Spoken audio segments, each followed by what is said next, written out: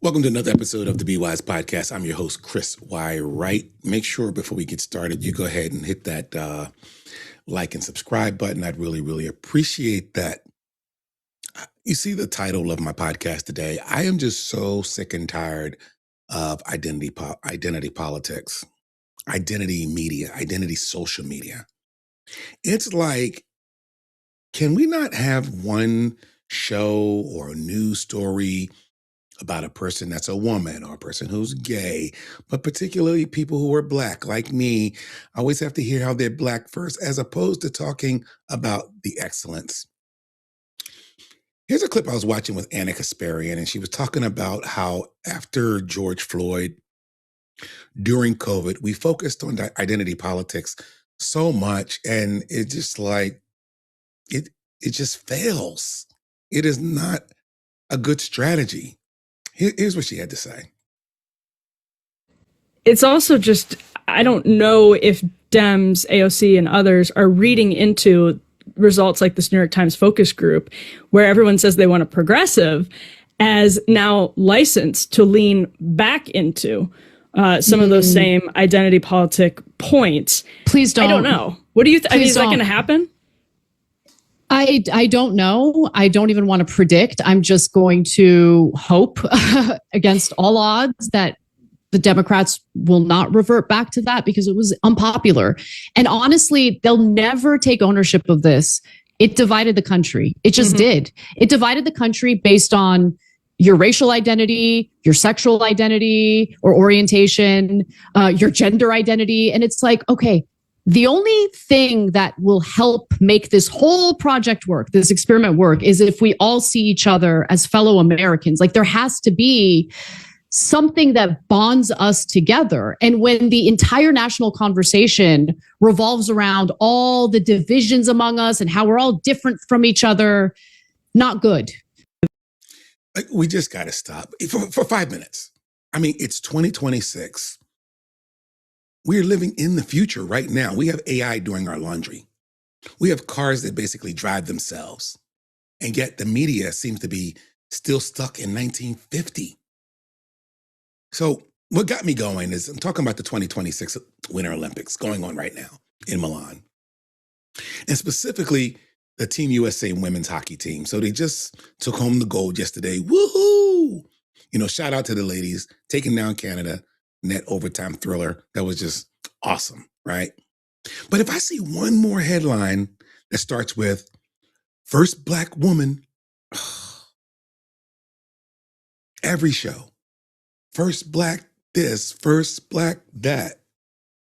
If I see one more headline or one more story start with first Black woman, instead of like, she's an absolute hockey phenom or whatever, I'm going to lose my mind. Because it never stops. Laila Edwards, outstanding hockey player. Been playing hockey since she's been 5 years old. Played on boys teams. Played on, like, her family actually moved from their hometown to Ohio so they could be on a nationally elite hockey team. Like, can't we focus on the fact that she was good enough to make a team that even like boys couldn't? But instead, we want to focus on first Black blip blip blip. It's tired. It's old. Edwards moving in, she scores!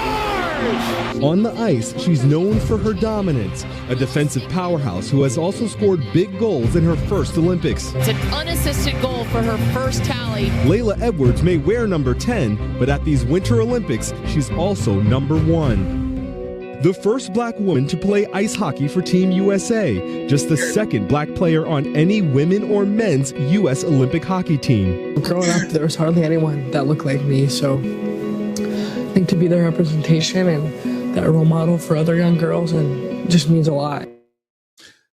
And the poor girl she gets these canned responses. She just want to play hockey. And she doesn't want to be a Black hockey player. She wants to be a good hockey player, like a great hockey player. She doesn't care about being a But then you got these PR people, and now they're going to ask you about being the first black. So you got to come up with these phony, canned responses that no one really cares about. Look, I get it. Like, representation matters. It really does. But we've reached a point where the identity is just like overshadowing the excellence. And it's exhausting. It's patronizing. And honestly, it's boring.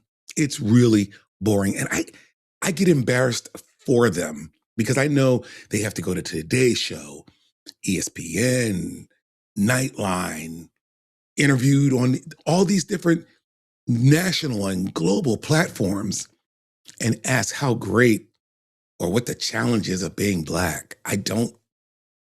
Who wants to hear that crap over and over and over again? Star Laila Edwards is breaking barriers as the first black female hockey player to represent Team USA. She got an assist in Americans' opening game in Milan. Omar Villafranca met up with her before the Olympics to discuss what this historic moment means to her. And she's going to answer almost the same thing as she answered on the Today Show. Then she'll go to another show. And what really got me going is that she was being interviewed. I can't remember what show it was, but she was being interviewed. The whole team was there. They just won the goal. They all was in seats, and they were all lined up. And they called her out to answer in front of all her teammates and coaches. You know, you're the first black, hockey player to be on a USA team. What does that represent? And what does that mean to you? And she's kind of like, come on, don't make this about me. I don't make it about me.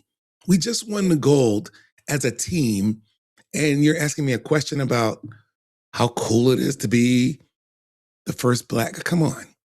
Like, every time Laila Edwards touches the puck, a commentator will say while the game is playing, Laila Edwards, the first black woman to... I don't know who likes it. We just got to stop. Got to stop. Like, we've had black athletes breaking barriers in every major industry for decades. But still today, whether it's a Grammy, the first black blah, blah to win a Grammy for this, the first black person to win an Oscar for that. Talk about the first black director to win an Oscar. Talk about the excellence. Let's stop focusing. What was that? Amber Glenn, I think her name, first LGBTQ ice skater to win a gold. How do you know? How do you know? At this point, when you lead with race or identity, you're basically saying, wow, can you believe someone of her background is actually good at this? Yes, yes, yes, I can. Because I've been watching her play. I've been watching that person perform. I've been watching her skate. It's just, I'm sorry. I'm ranting, but we just got to stop this. In 2023, Edwards broke barriers as the first African-American player to join the U.S. women's national hockey team. Boring. Now, she's making history on the Olympic stage. You're going to be the first African-American woman on Team USA. Has that registered? I would say it's getting there. I think it's just an incredible honor. I get to be the first of something and a role model for others. Instead of saying it's getting there, just say, no, I don't even think about it. I wake up black every day. I've been playing hockey as long as I could stand since I was 5 years old. I don't think about the fact that I'm black. It never even crosses my mind that I'm playing in a predominantly white sport with mostly white kids and I'm kicking their asses. Say that, but you can't say that. Of course I'm good. My father put me on skates since I could walk. Of course I'm good. I've been swinging a hockey stick at pucks for as long as I remember. I do that easier and better than I write my name. Here's the thing. When you make things about the only thing you want to talk about, you just turn a world-class athlete into a political talking point. And you're making some people dislike her, honestly, because I can't focus on how great she is. I'm focusing on, and what am I going to do? I have brown children myself, mixed race children look just like her. And I don't know where I saw her mother. I know her mother's black, but I don't know if her father's of another ethnicity. I don't care actually, but I'm just saying I saw him and I immediately thought he was like Cuban or Dominican, and he could be black too. But what you're doing is you're turning that player into a checkbox. And it's 2026. We just shouldn't be calling it out like it's some freak occurrence. And actually, I remember when I was a boy and I said I wanted to be an astronaut. And the teacher basically told me, why don't you shoot for a goal that's more attainable? Now, if I recall, I don't remember her saying it was because I was black, but as I got older and I thought back on that, did she say it because I wasn't smart enough or because there was no black astronauts at the time?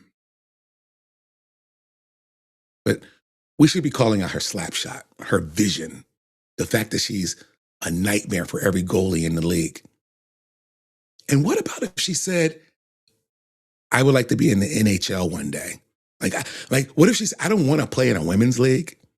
I want to play in the National Hockey League. Now that would be a goal and that would be amazing because when she makes it, not if she makes it, but when she makes it to the NHL, because no one ever said it's the men's hockey league. I don't think there's any sexual barriers on there. When she makes it to the NHL, they could say the first woman. They don't have to say the first black woman. You know what I mean? This girl, and like I said earlier, she was born in Cleveland, Ohio, and she didn't just show up. Like she was a prodigy at 5 years old. You know, she went to the University of Wisconsin, another good attainable goal to get a degree at something. She won 2 NCAA national championships in 2023 and 2025. She was in the 2024 World Championships, and she wasn't just there. She wasn't just present. Like, she was the youngest MVP in tournament history at 20 years old. She dropped a hat trick on Finland in the semifinals, like it was light practice. And this is the part that's identity politics miss, the identity news. This is what's missed. She's 6'1", physical powerhouse. And she actually switched from forward to defense for Team USA because her IQ is just that high in hockey. Defense is one of the hardest positions to play in hockey. Now she's a gold medalist, world-class defender, scoring machine. That's her identity. Everything else is just DNA.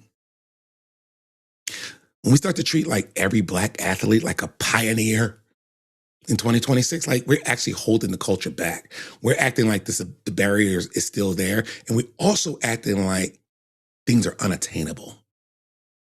You know what I mean? Like she didn't just win the gold yesterday because of her heritage. She won because she's a beast on the blue line. She won because she put in tens of thousands of hours in freezing ice rinks while journalists write these identity stories. Ooh, first black, while she's killing herself day in and day out. Right? With the 1980s, the 1980 hockey coach, damn, I forgot his name, you know, from Miracle. Again, skating back and forth, up and down the rink, again. And she's doing that, and you're writing about, oh, first black hockey player. Let's do her a favor. Let's talk about her stats from now on. Talk about her rings. Talk about her gold medal. Talk about how she just helped the USA Olympic team reclaim the throne. Stop with the labels and start with her talent. At the end of the day, the scoreboard doesn't care about first. It only cares about her goals. And Laila, she has plenty of them. That's my rant. Let me know what you think. Hit that like and subscribe button. I really appreciate it. Sorry for the rant. Sorry that this was an angry video. But I just saw it and I